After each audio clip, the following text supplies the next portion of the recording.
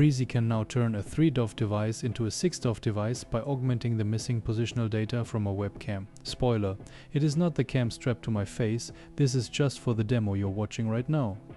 The cam that I used for this task is sitting on my monitor. How this works?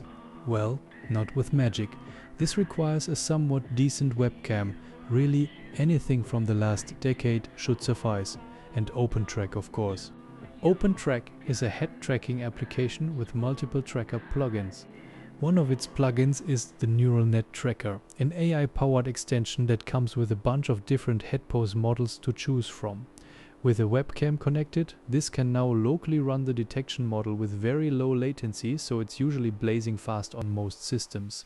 This alone is already 6DOF and is used a lot for gaming already. So what does Breezy do with this? Simple. It reads the forwarded data via an UDP listener, a very quick way to transmit data on a local network or system.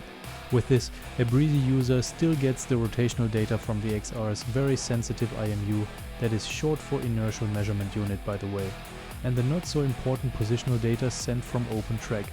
This works of course only while the webcam can still see the user, so sadly no walking around while using this. And the best thing? It can also send the data back. This means that the very same combined values can be forwarded, for example to a computer game, benefiting from the best available data sources for rotation and position. That's not the main use case of course, and only of importance for some nerds like myself. This is mostly relevant for the productivity features of Breezy, because sometimes a text may be too small to read with the glasses on. We do no longer have to increase the font size, we can now simply lean in. That is a feature that is usually only available with glasses that come with little cameras of their own, so they can have native 6DOF support. And when I say native, I mean that such glasses usually also outsource exactly this calculation to the connected computer.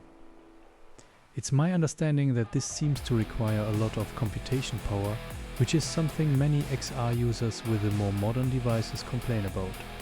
Well, not so much with OpenTrack and the Neuralnet Tracker that utilizes the Onyx runtime under the hood. That's a high-performance cross-platform engine to power exactly such models locally.